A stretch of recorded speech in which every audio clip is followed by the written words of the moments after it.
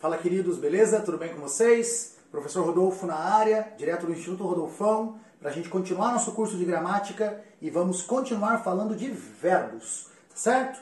O que nós vimos nas últimas aulas que você pode acessar nos vídeos anteriores aí?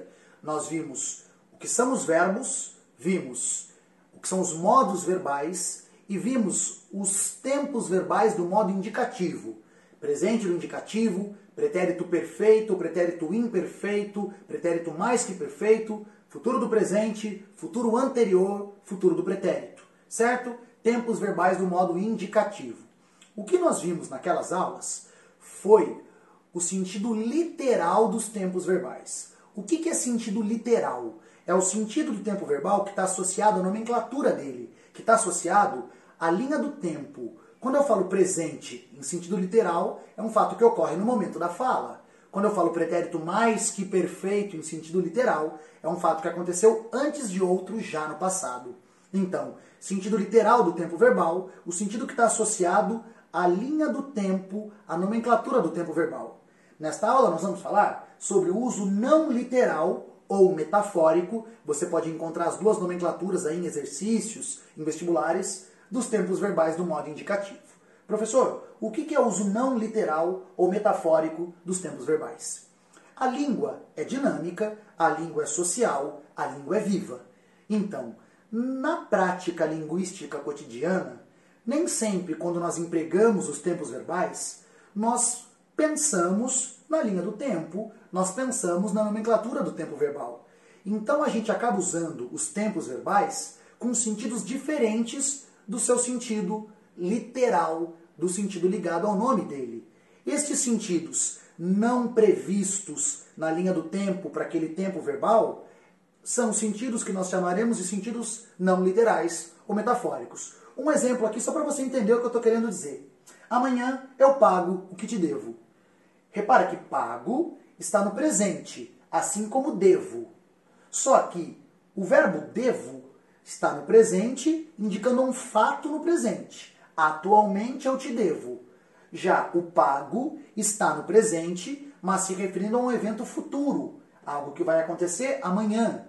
Isso é o que nós estamos chamando de sentido não literal do tempo verbal. O verbo que se encontra num tempo, mas não tem o sentido que este tempo verbal tem dentro da linha do tempo, tem associado à sua nomenclatura. Presente com valor de futuro, um sentido não literal do presente. Tá certo? Vamos fazer um passeio agora por alguns desses sentidos não literais dos tempos verbais do modo indicativo.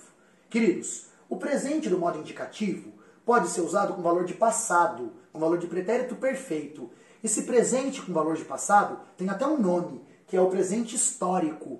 Nas nossas aulas sobre textos narrativos, eu falei com vocês sobre o presente histórico. É o presente com valor de passado. Ó, em 21 de junho de 1839, nasce Machado de Assis.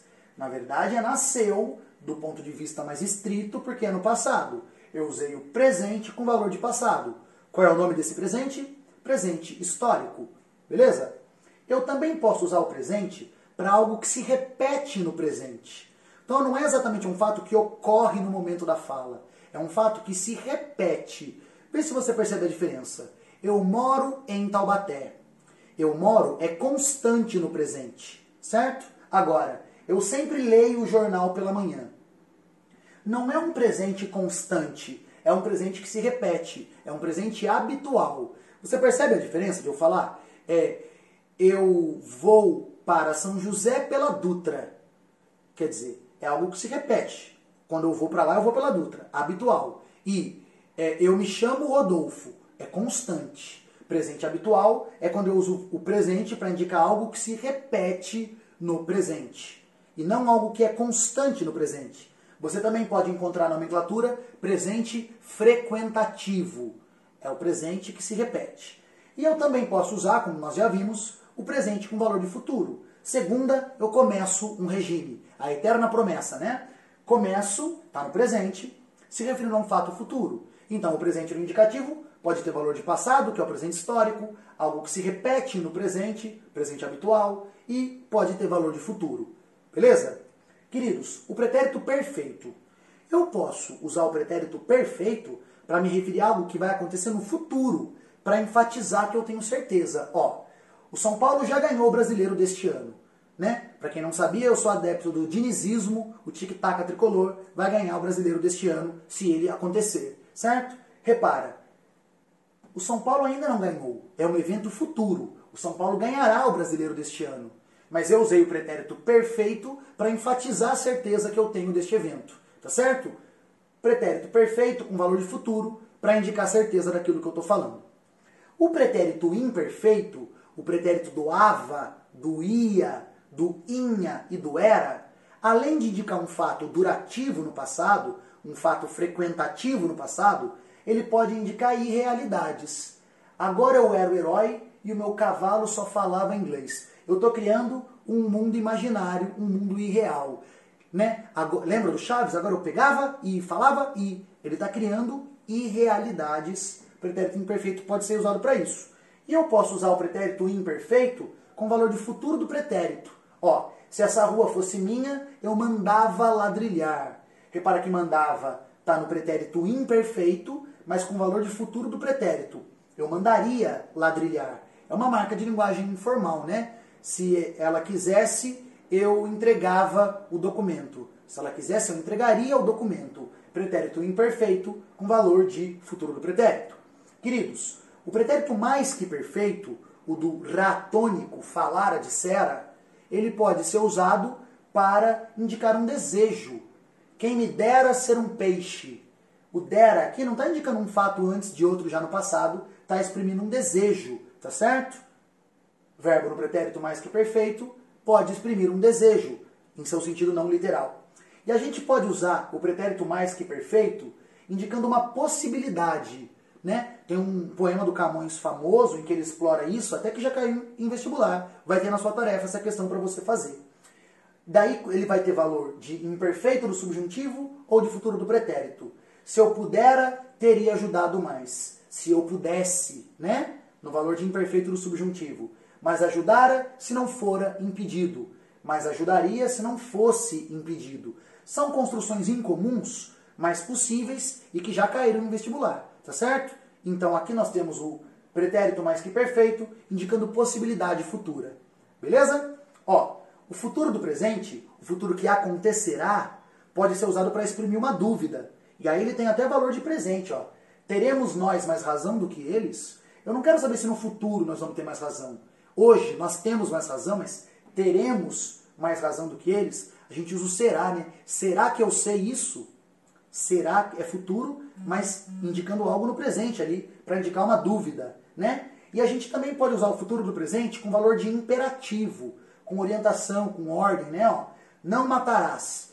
Em algumas versões dos mandamentos bíblicos, o verbo está no futuro do presente. Mas não quer dizer que no futuro não é para matar. É não mate, né? Não matarás. Você não sairá sozinho hoje. Essa frase tem um tom de imperativo, né? Mas o verbo está no futuro do presente no indicativo.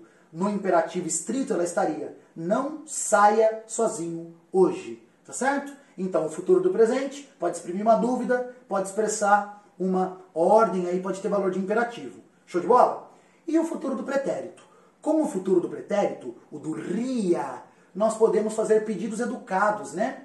Você poderia me dar licença? No sentido de me dê licença, né? Valor de imperativo, pedido educado, certo? Você me acompanharia?